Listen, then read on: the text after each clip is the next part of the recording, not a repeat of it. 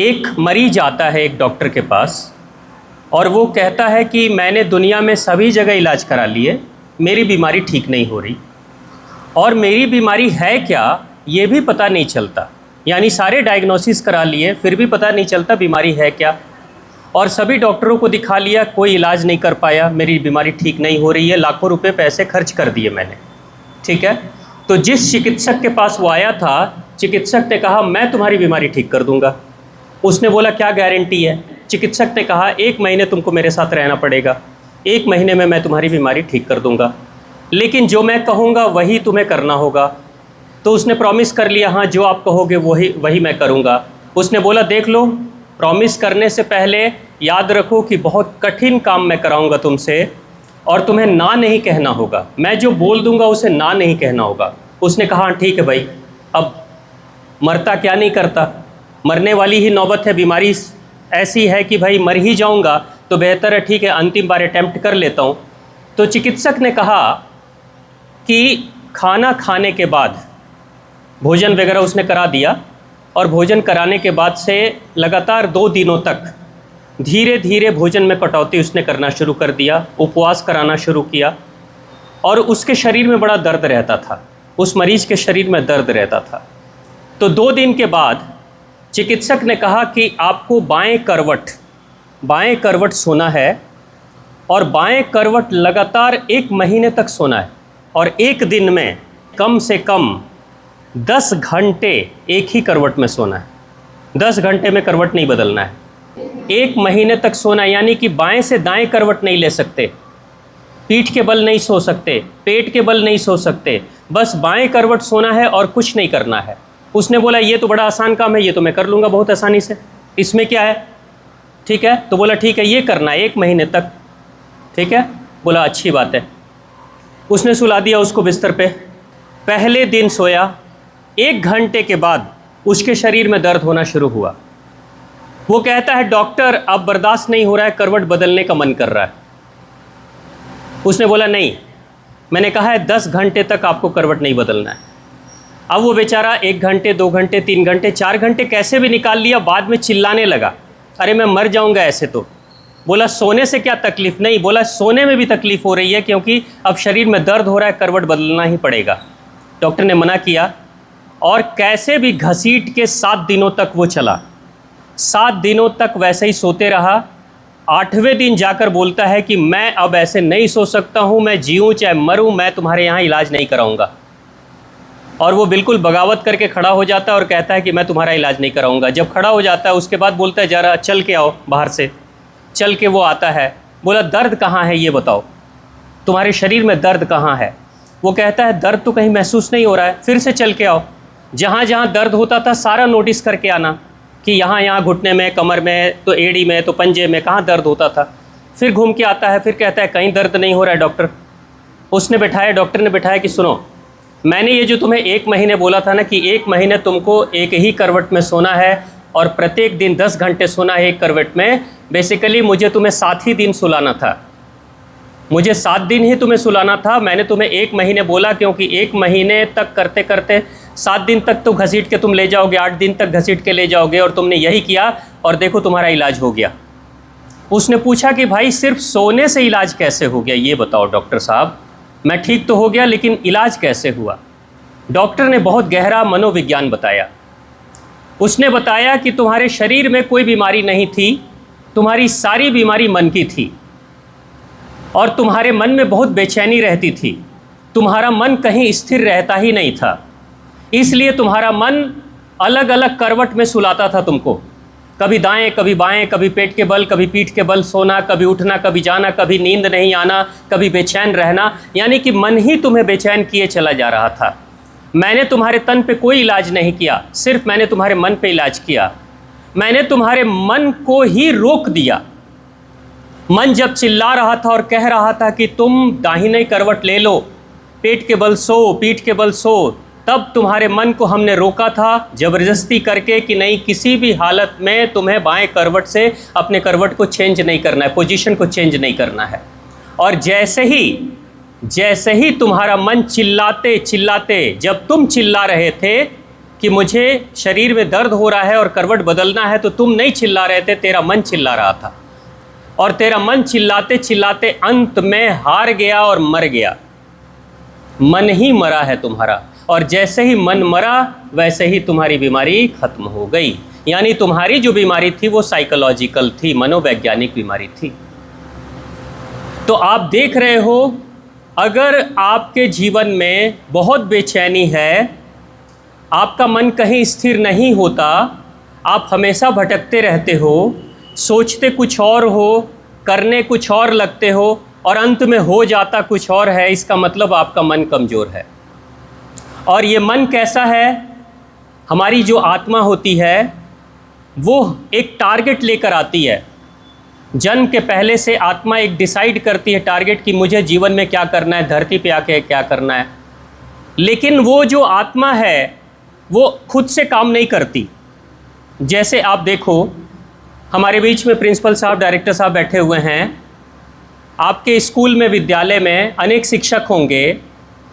कितने दिनों में सिलेबस पूरा करना है? सर तो बच्चों को पढ़ाएंगे नहीं ना, शिक्षकों को कहेंगे, टीचर्स को कहेंगे, और टीचर्स पढ़ाएंगे बच्चों को, राइट? अगर सर ने कहा और टीचर ने नहीं पढ़ाया तो बच्चों का सिलेबस पूरा होगा? नहीं होगा ना। वैसे ही हमारी आत्मा है। आत्मा के पास एक मिशन, एक टारगेट है। आत्मा चाहती है आपके जीवन को एक बेहतरीन जीवन बनाना, आपको एक्स्ट्रा ऑर्डिनरी जीवन देना। लेकिन आत्मा खुद कुछ नहीं करती, आत्मा अपने मन से कार्य कराती है। लेकिन मन जो बेचारा है ना, वो भटकते रहता है इधर से उधर। जैसे आपके पिताजी ने आपको कुछ पैसे दिए कि बेटा तुमको एग्ज़ाम में जो किताब की ज़रूरत पड़ेगी जाओ उसे ख़रीद कर लेकर आओ। पैसे तुम लेकर जाते हो और बाज़ार में जाकर लॉलीपॉप और कुरकुरे और पानी पूरी, छोले भटूरे खा के चले आते हो। अब बताओ, तुम्हारी पढ़ाई होगी पूरी? यानी पिताजी की गलती थी कि तुम्हारी गलती थी? तुम्हारी गलती थी ना। वैसे ही मन भटक जाता है इंसान का। मन के पास आत्मा देती है एक टारगेट, लेकिन मन के स्वयं के व्यवहार, संस्कार ऐसे होते हैं, आदतें ऐसी होती हैं कि मन ही गड़बड़ी करता है और अंत में महान लक्ष्य धरा का धरा रह जाता है। तो यहाँ पे आज आपने जो योग प्राणायाम किया और ये जो आपने अभी योग के साथ में जो आपने नृत्य किया, डांस किए, अलग अलग पोजीशंस में मैं देख रहा था जजेस को कि जज क्या कर रहे थे, वो काउंट शायद कर रहे थे कि आप कितनी देर एक पोजीशन में होल्ड करते हो। ऐसा कर रहे थे जज? आप लोग ऐसा ही कर रहे थे, काउंटिंग कर रहे थे कि कितनी देर आप एक पोजीशन में होल्ड कर रहे हो, कितने सेकंड आप लोगों ने काउंट किया था? कुछ फिक्स था कि इतनी सेकंड तक रोकना है, था ना? Very good. ये क्यों? जो मैंने बताया ना मरीज़ और डॉक्टर की बात, डॉक्टर ने क्या बोला?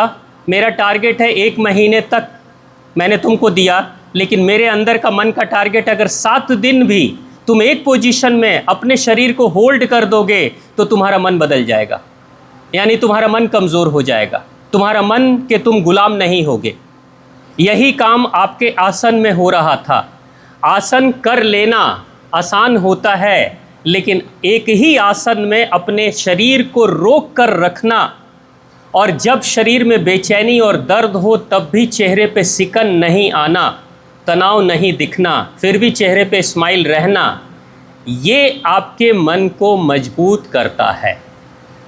इसलिए जो कोई भी बच्चे यहाँ योग प्राणायाम कर रहे हैं, मार्शल आर्ट कर रहे हैं, ताइक्वांडो कर रहे हैं, और उनके माता पिता इस चीज़ के लिए भेज रहे हैं, वो माता पिता अपने बच्चों के मन को इतना मजबूत बना रहे हैं कि जीवन में कभी भी मन को भटकाने वाले प्रलोभन आएंगे अगर, तो बच्चे बहुत आसानी से उन प्रलोभनों से अपने आप को बाहर निकाल देंगे और उन बुराइयों को ना कह देंगे। आज के समय में ना कहना सबसे कठिन काम है।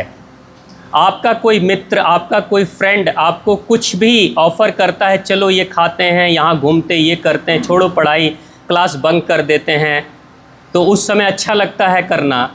लेकिन उस वक्त जब अच्छा लगे लेकिन वो गलत हो और मन ने कह दिया नहीं करना, और फिर भी ना कहकर भी मन अगर शांत है तो इसका मतलब आप एक योगी हो।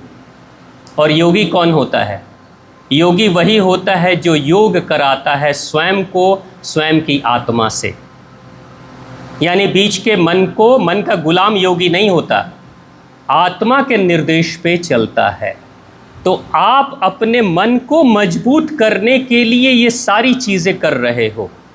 तो कितने बच्चे यहाँ पे जब से आपने एडमिशन ली है और जब से आप प्रैक्टिस कर रहे हो, तो आप में ऐसा परिवर्तन महसूस आपने किया कि हाँ, मैं इतने महीनों में, सालों में जो मैंने प्रैक्टिस की है, तो मेरे मन की स्थिति पहले से मजबूत हुई है या कमज़ोर हुई है? कितने लोगों ने नोटिस किया है?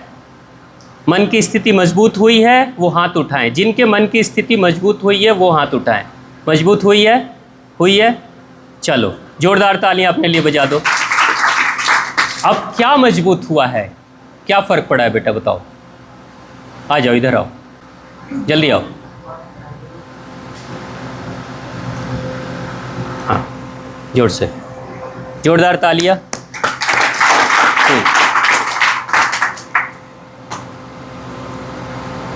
हाँ, गुड, बोलो। हाँ, ये देखो देखो देखो, यही मन कह रहा मत बोलो। अभी तुम बोलो, अभी तुम बोल दो, नहीं तो मन जीत जाएगा, तुम हार जाओगी। शुरू हो जाए। मेरे फ्रेंड्स बोलते हैं कि चलो कहीं से घूम के आ जाए। पहले हम बोलते थे चलो, मतलब पढ़ाई भी करते थे तो बोलते थे चलो, या गेम खेलने आता, मतलब प्रैक्टिस करने आना था तो बोलते थे तो चले जाते थे, लेकिन अब नहीं जाते। Very good, very good, very good, very good. देखो यही होता है ना। और किसी को कुछ हुआ? बेटा आपको क्या हुआ? आ जाओ, जल्दी आओ। बहुत बढ़िया, गुड, बोलो। मैं अब जो भी सोचती हूँ वो मैं कर देती हूँ। मतलब खुद का एक टारगेट होता है, मुझे ये करना है, मतलब करना है। अब कोई कुछ भी बोले मुझे उससे कोई फर्क नहीं पड़ता। वेरी गुड, बहुत बढ़िया, शाबाश शाबाश शाबाश। देखो यही होता है जीवन में। लक्ष्य कोई भी हो वो बड़ा नहीं होता। हर लक्ष्य के पहुंचने तक में आपको छोटे छोटे स्टेप्स लेने होते हैं। 10 मंजिली इमारत पे चढ़ना है, एक ही बार में 10 मंजिल पे चढ़ोगे? आप एक ही कदम तो चढ़ोगे ना, एक स्टेप पे कदम रखोगे, फिर दूसरे पे, फिर तीसरे पे, फिर चौथे पे, फिर 5वें पे। दिल्ली यहाँ से नियर अबाउट 800 ऊपर है, 1200 किलोमीटर यहाँ से दिल्ली है। और आपके कार की हेडलाइट सिर्फ 100 मीटर देखती है रात के अंधेरे में, सिर्फ 100 मीटर। अब 100 मीटर की कैपेसिटी वाली कार 1200 किलोमीटर कैसे पहुंचा देगी आपको? पहुंचाएगी क्या? नहीं पहुंचाएगी, बिल्कुल नहीं पहुंचाएगी। लेकिन जब 100 किलोमीटर आगे बढ़ोगे तो वो लाइट फिर 100 मीटर आगे दिखाएगी, और जब 100 मीटर और आगे बढ़ोगे तो और 1 किलोमीटर आगे दिखाएगी। आप चलोगे तो वो आगे बढ़ेगी, आप रुकोगे तो वो रुके रहेगी। आपके जीवन में भी ऐसा ही होता है। आपने बेटा कहा कि मैं जो सोच लेती हूं उसको मैं कर देती हूं। जो लोग भी अपने जीवन में टारगेट लेते हैं और टारगेट को पूरा कर देते हैं, वो पता है क्या करते हैं? वो अपने मन को कमज़ोर करते हैं और अपनी आत्मा को शक्तिशाली और बलिष्ठ बनाते हैं कि मुझे तो ये करना है और करना है, और इससे उनका विल पावर स्ट्रांग होता है। इंसान का तन मजबूत हो ना हो, इंसान का मन बहुत ही मजबूत होना चाहिए। एक आर्मी के कर्नल से मेरी बात हो रही थी।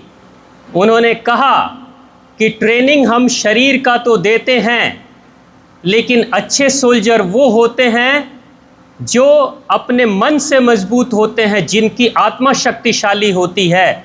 क्योंकि बंदूक की गोलियां उंगली से ट्रिगर नहीं दबती, कलेजे से ट्रिगर दबती है। युद्ध के मैदान में जिसमें कलेजा होता है वो गोली चला सकता है, नहीं तो उंगली तो सबके पास होती है। कि ये जो आप कर रहे हो ये ऐसा कार्य है कि इसका परिणाम आने वाले कुछ वर्षों के बाद आपको दिखाई देगा। आपके उम्र के दूसरे लड़के लड़कियां जब ज़िंदगी की छोटी छोटी समस्याओं में परेशान हो जाएंगे, मानसिक रोगी हो जाएंगे, डिप्रेशन में चले जाएंगे, उस समय भी आप दुख के दिनों में भी हंसते और मुस्कुराते हुए अपने जीवन की नैया को इस पार से उस पार करा दोगे, ये क्षमता होगी। अमेरिका में एक रिसर्च हुआ कुछ बच्चों के ऊपर, लगभग 5 बच्चों को रखा गया, छोटे छोटे बच्चे। यहाँ सबसे छोटा बच्चा कौन है? इससे भी छोटा बच्चा। एक्सपेरिमेंट में ऐसा था, एक कमरे में 5 बच्चों को एक टेबल पे बैठा दिया जाता था और उनके सामने एक टास्क अनाउंसमेंट होता था। रूम में माइक पे अनाउंसमेंट होता था कि आपको कौन से नियम का पालन करना है। तो बच्चे को जैसे नियम का पालन के लिए उन्होंने बोला कि देखो सामने केक रखी गई है, केक, और केक कौन सी रखी गई थी? जो बच्चों को सबसे ज़्यादा पसंद वाली केक थी। जो केक बच्चों को सबसे ज़्यादा पसंद थी वही रखी गई और बोला गया बच्चों को कि अगले 15 मिनट तक आपको नहीं खाना है। ये नियम था, 15 मिनट तक नहीं खाना है, 15 मिनट के बाद खाना है। ठीक है, ऐसा एक नियम कराया।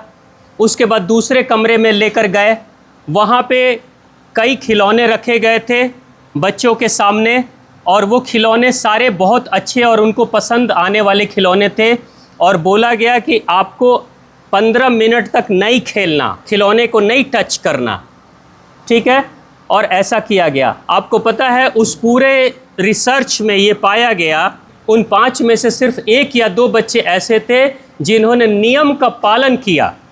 बाकी बच्चे अनाउंसमेंट सुन लिए और उसके बाद उनके मन में और उनकी उंगलियों में खुजली होने लगी और लार टपकने लगा केक को देखकर, और वो बहुत आसानी से टाइम को भूलकर 15 मिनट से पहले ही उन्होंने हाथ में केक उठा लिया था।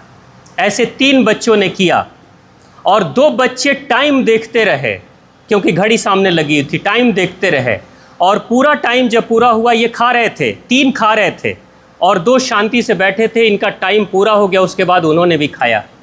दूसरे इवेंट में 3 बच्चे खेलने लगे खिलौने से, कौन देख रहा है, खेल लेते हैं, लेकिन जो 2 बच्चे थे वो नहीं खेले। जब टाइम पूरा हुआ, प्रॉमिस पूरा किया, उसके बाद खेलना शुरू किया। ऐसा रिसर्च जब 2-3 और रिसर्च कराया गया, उसके बाद इन 5 बच्चों के ऊपर 25 सालों तक नोटिस किया गया कि ये बच्चे करते क्या हैं। आपको पता है 20 साल के बाद ही उसमें से जो 3 बच्चे थे वो ज़िंदगी की समस्याओं से टूटकर धीरे धीरे मानसिक रोगी होने लगे थे। और 25वें साल आते आते वो जो 3 बच्चे थे वो इतने स्ट्रगल में फंस गए कि वो कभी अपने माता पिता की शिकायत करते थे, कभी सरकार की शिकायत करते थे, कभी देश की शिकायत करते थे और अंत में तो उन्होंने अपने जीवन की भी शिकायत की और अंत में वो मानसिक रोगी भी हो गए। लेकिन वो जो 2 बच्चे थे उनको 25 सालों तक नोटिस किया गया कि वो धीरे धीरे हर क्षेत्र में आगे बढ़ते बढ़ते बढ़ते एक लीडरशिप क्वालिटी उनकी विकसित हुई और ऐसे हुए अपने जीवन में कि वो जिस क्षेत्र में भी कदम रखते थे उसमें ही उनको सफलता मिलती थी। ये क्या टेस्ट था? वो केक खा लेना बहुत बड़ी बात नहीं थी। आप अपने मन को कितनी देर तक रोक सकते हो? आप अपने मन के गुलाम हो या मन के मालिक हो? जो 3 बच्चे थे जो टाइम पूरा होने से पहले केक को खा चुके थे, खिलौने से खेल रहे थे, वो मन के गुलाम थे। और जो 2 बच्चे थे जो समय याद करके जब तक समय पूरा नहीं हुआ, प्रॉमिस पूरी नहीं हुई, तब तक उन्होंने हाथ नहीं लगाया केक को या खिलौने को, वो बच्चे अपने मन के मालिक थे। इसलिए उनका मन कभी भी कमज़ोर नहीं हुआ, क्योंकि कहते हैं ना, पालने में ही पूत का लक्षण देखा जाता है कि पूत कैसा। यानी बच्चा छोटे में जैसा होता है वैसा ही वो 20 साल के बाद भी उसके डीएनए में वही कैरेक्टर रहेंगे। आप हमेशा से देख लेना। इसलिए ये सारा जो खेल है ये जीवन में, आपको स्कूलों में, कॉलेजों में आपको सिलेबस तो पढ़ा दिया जाएगा, विषय पढ़ा दिए जाएंगे, लेकिन मन की ट्रेनिंग कौन से कॉलेज में और कौन से सिलेबस में दिया जाएगा? कोई ऐसा सिलेबस है? हमारे प्रधानाचार्य जी भी, डायरेक्टर साहब बैठे हैं, सर आज हमारे सिलेबस में ऐसा कोई पार्ट है जहां मन को मजबूत किया जाए? वर्तमान में बिल्कुल। ये पहले एक नैतिक शिक्षा चलती थी जिसमें था। बिल्कुल सही। आप जैसे हाँ, मिलेंगे संत महात्मा तो उसके द्वारा होगा। बिल्कुल सही। आप एक नैतिक शिक्षा हाँ, जिसमें ये सब चीज था। बहुत सही बात गुरुजी। मैं खुद भी नैतिक शिक्षा पढ़ा हूँ। नैतिक शिक्षा में उस समय ऐसे ऐसे लोगों की, ऐसे ऐसे बच्चों की, नचिकेता की कथा मुझे याद है कि सिलेबस में पढ़ाई जाती थी, है ना। एकलव्य की कहानियाँ पढ़ाई जाती थी। नैतिक शिक्षा मतलब मन की ही शिक्षा, मन को उच्च कोटि पे लेकर जाना, मन को बेहतर बनाना।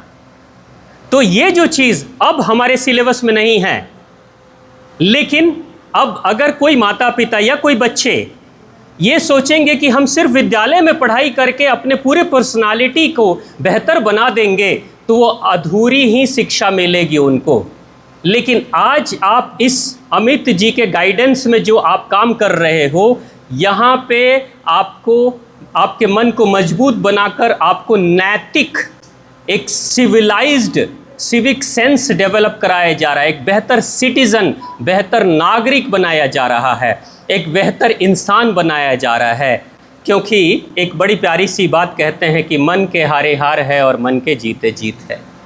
मन कमज़ोर तो सब कमज़ोर। इसलिए आप जीवन में हमेशा याद रखना कि जो आप कर रहे हो ये बहुत कठिन है, लेकिन यही कठिनाई एक दिन आपके जीवन के गुलदस्ते में फूल खिलाने का काम करेंगे।